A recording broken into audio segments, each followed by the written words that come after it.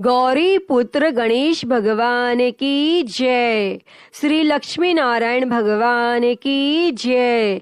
श्री शंकर पार्वती भगवान की जय। बोलिए श्री शिवाय नमस्तुभ्यम।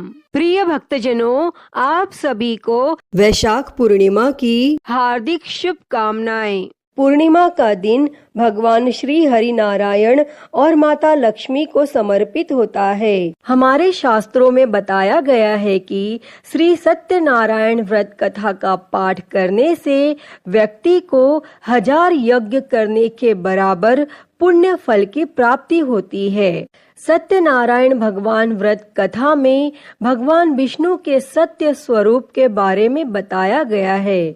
इस व्रत का पाठ करने से घर में सुख समृद्धि का वास होता है और भगवान विष्णु की कृपा हमेशा बनी रहती है। प्रिय भक्तों, हमारे शास्त्रों के अनुसार हर महीने पड़ने वाली पूर्णिमा के दिन श्री सत्यनारायण भगवान की कथा सुनना या अपने घर में श्री सत्यनारायण भगवान की पूजा करवाना बहुत ही शुभ माना जाता है। इससे भगवान श्री हरि विष्णु और माता लक्ष्मी की कृपा सदैव सभी पर बनी रहती है।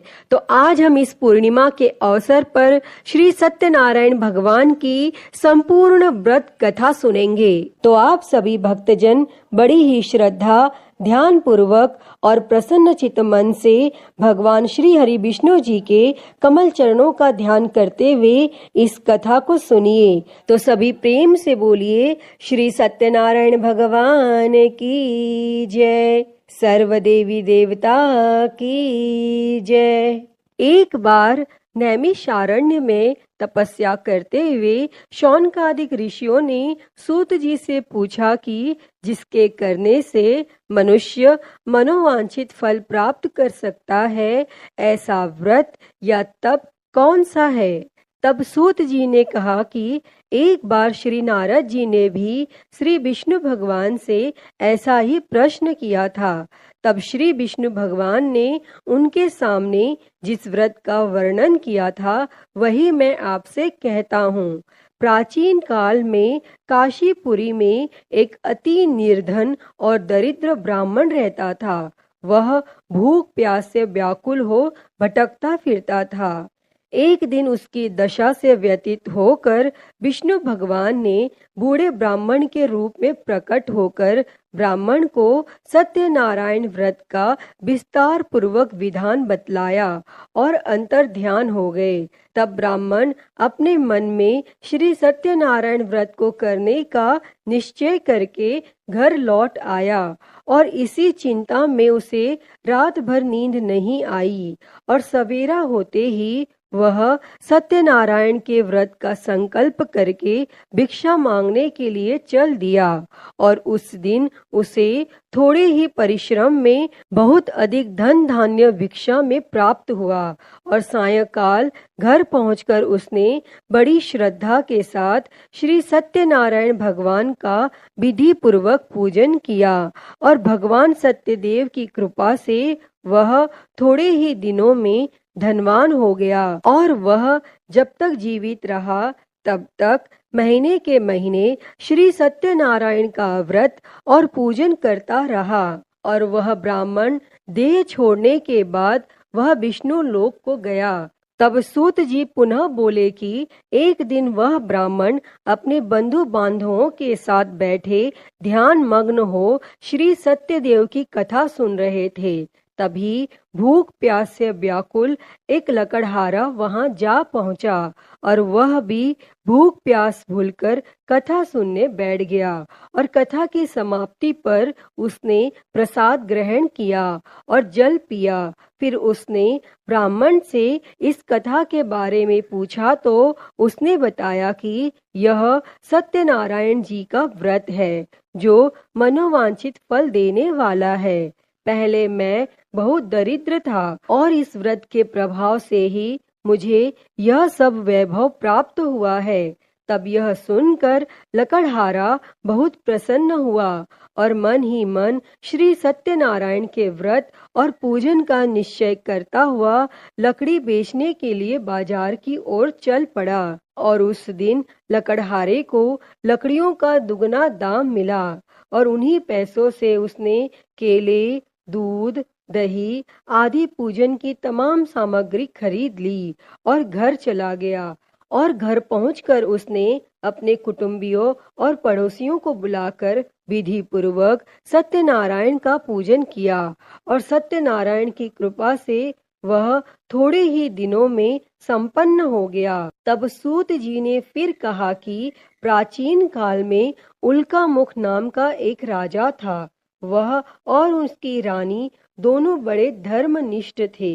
एक समय राजा रानी भद्रशिला नदी के किनारे श्री सत्यनारायण की कथा सुन रहे थे कि एक बनिया भी वहां आ पहुंच गया। उसने रत्नों से भरी अपनी नौका को एक किनारे पर लगा दिया और स्वयं पूजा की जगह पर गया और वहां का चमत्कार देख उसने राजा से इसके बारे में पूछा। तब राजा ने बताया कि हम विष्णु भगवान का पूजन कर रहे हैं और यह व्रत सभी मनोकामनाएं पूर्ण करने वाला है। तब राजा के ऐसे वचन सुन और प्रसाद पा बनिया अपने घर चला गया और घर पहुंचकर उसने अपनी पत्नी से व्रत का सब वृत्तांत कहा और संकल्प किया कि मैं भी संतान होने पर यह व्रत करूंगा। और उसकी पत्नी का नाम लीलावती था और सत्यदेव की कृपा से वह कुछ ही दिनों बाद गर्भवती हो गई और 10 महीने पूरे होने पर उसने एक कन्या को जन्म दिया। कन्या का नाम कलावती रखा गया और वह चंद्रमा की कलाओं के समान नित्य प्रति बढ़ने लगी। एक दिन अवसर पाकर लीलावती ने अपने पति को सत्यदेव का व्रत करने की बात याद दिलाई तो उसने कहा कि मैं यह व्रत कन्या के विवाह के समय करूंगा। और यह कहकर बनिया अपने कारोबार में लग गया और जब उसकी कन्या विवाह के योग्य हो गई तो उसने दूतों द्वारा खोज कराकर कंचनपुर नगर के एक बनिए के सुंदर, सुशील और गुणवान बालक के साथ विवाह कर दिया। फिर भी बनिए ने सत्यनारायण का व्रत नहीं किया और इससे श्री सत्यनारायण अप्रसन्न हो गए। और कुछ दिनों बाद बनिया अपने दामाद को साथ लेकर समुद्र के किनारे रत्नसारपुर में व्यापार करने लगा। एक दिन रत्नसारपुर के राजा चंद्रकेतु के खजाने से चोरों ने बहुत सा धन चुरा लिया। तब राजा के सिपाही चोरों का पीछा कर रहे थे। चोरों ने जब देखा कि सिपाहियों से बचना कठिन है तो उन्होंने राजकोष से चुराए हुए तमाम धन को एक जगह फेंक दिया और स्वयं भाग गए। और वहीं बनिए का डेरा था और सिपाही चोरों को ढूंढते हुए उसी जगह पहुंच गए और उन्होंने दोनों बनियों को चोर समझकर पकड़ लिया। तब राजा ने दोनों बनियों को जेल में डालने का आदेश दिया और उनका धन कोष में जमा करा दिया। और यहाँ श्री सत्यदेव के कोप से लीलावती और कलावती भी बड़े दुख से दिन काट रही थी। एक दिन कलावती भूख प्यास से बहुत व्याकुल होकर एक मंदिर में चली गई। वहाँ श्री सत्यनारायण की कथा हो रही थी और वहीं बैठकर उसने कथा सुनी और प्रसाद लेकर रात होने पर घर पहुंची। तब माता के देरी का कारण पूछने पर उसने सब बात कह दी। उसकी बात सुनकर लीलावती को अपने पति की भूली बात याद आ गई और उसने श्री सत्यदेव के व्रत का निश्चय किया और उसने अपने बंधु बांधवों को बुलाकर श्रद्धा पूर्वक कथा सुनी और विनम्र भाव से प्रार्थना की कि मेरे पति ने संकल्प करके जो आपका व्रत नहीं किया उसी से आप अप्रसन्न हुए थे। अब कृपा करके उसका अपराध क्षमा करें। लीलावती की प्रार्थना से श्री सत्यदेव प्रसन्न हो गए और उसी रात्रि में श्री सत्यदेव ने राजा चंद्रकेतु को स्वप्न में दर्शन देकर कहा कि प्रातः काल होते ही दोनों बनियों को जेल से छोड़ दो और उनका सभी धन उन्हें लौटा दो, वरना पुत्र और पौत्र समेत तुम्हारा राज नष्ट हो जाएगा। और इतना कहकर श्री सत्यदेव तो अंतर ध्यान हो गए और राजा ने भी सबेरा होते ही दोनों बनियों को मुक्ति का आदेश दिया और साथ ही उनका धन उन्हें लौटा दिया और बहुत सम्मान पूर्वक उन्हें विदा किया। तब दोनों बनिए आनंदित हो अपनी नौका लेकर घर की ओर चल पड़े। तभी श्री सत्यनारायण भगवान सन्यासी के वेश में उनके समीप आए और बोले कि तुम्हारी नौका में क्या है। तब बनिए ने हंसते हुए उत्तर दिया कि नौका में लता पत्रों के सिवाय और कुछ भी नहीं है। यह सुनकर दंडी स्वामी ने कहा कि तुम्हारा वचन सत्य हो। तब स्वामी के चले जाने पर बनिए ने देखा कि नौका हल्की होकर ऊपर को उठ रही है। तब उसे बड़ा कौतूहल हुआ और जैसे ही देखा कि बेहोश होकर गिर पड़ा। किंतु दामाद ने कहा कि इस प्रकार घबराने से काम नहीं चलेगा, यह सब उन्हीं स्वामी की करामात है। चलकर उनसे प्रार्थना की जाए तो फिर वैसा ही हो जाएगा। तब दामाद की बात मानकर बनिया स्वामी के पास पहुंचकर उनके चरणों में गिर पड़ा और बार बार उनसे क्षमा मांगने लगा और उनकी विनीत प्रार्थना से भगवान ने प्रसन्न होकर उसे इच्छित वरदान दिया और स्वयं उसी जगह अंतर ध्यान हो गए। तब बनियों ने नाव के पास जाकर देखा तो वह धन रत्नों से भरपूर थी। तब उन्होंने वहीं श्री सत्यदेव का पूजन किया और कथा सुनी। फिर वह घर की ओर चल दिए और अपने नगर के समीप पहुंचकर बनिए ने लीलावती के पास अपने आने का समाचार भेजा और लीलावती उस समय श्री सत्यनारायण की कथा सुन रही थी। तब उसने अपनी पुत्री कलावती से कहा कि तुम्हारे पति और पिता आ गए हैं, मैं उनके स्वागत के लिए चलती हूँ। तुम भी प्रसाद लेकर शीघ्र ही नदी तट पर पहुँच जाना। और कलावती प्रसन्नता के कारण इतनी विमुग्ध हो गई कि वह कथा का प्रसाद लेना भी भूल गई और तुरंत ही नदी के तट की ओर दौड़ पड़ी।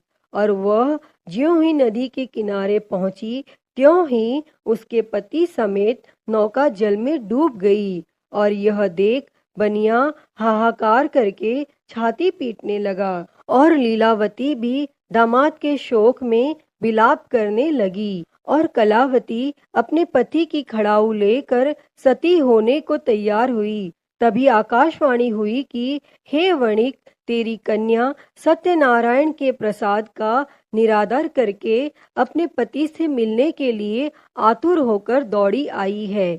यदि वह प्रसाद लेकर फिर आए तो उसका पति जी उठेगा। और यह सुन कलावती घर की ओर दौड़ पड़ी और श्री सत्यनारायण का प्रसाद लेकर नदी के किनारे आई तो क्या देखती है कि उसके पति समेत नौका जल पर तैर रही है। यह देख बनिया भी प्रसन्न हो गया और अपने घर पहुंच गया। और वह जब तक जीवित रहा तब तक श्री सत्यदेव का व्रत करता तथा श्रद्धा पूर्वक कथा सुनता रहा। इसके पश्चात सूत जी बोले कि एक समय तुंगध्वज राजा शिकार खेलने के लिए वन में गया हुआ था।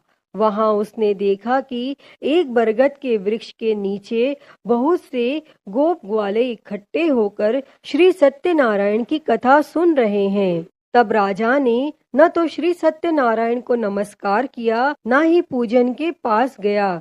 तब गोपगण राजा को देखकर स्वयं प्रसाद लेकर उसके पास आए और प्रसाद को राजा के सामने रख दिया। लेकिन राजा ने प्रसाद की कुछ परवाह न की और महल की ओर चला गया।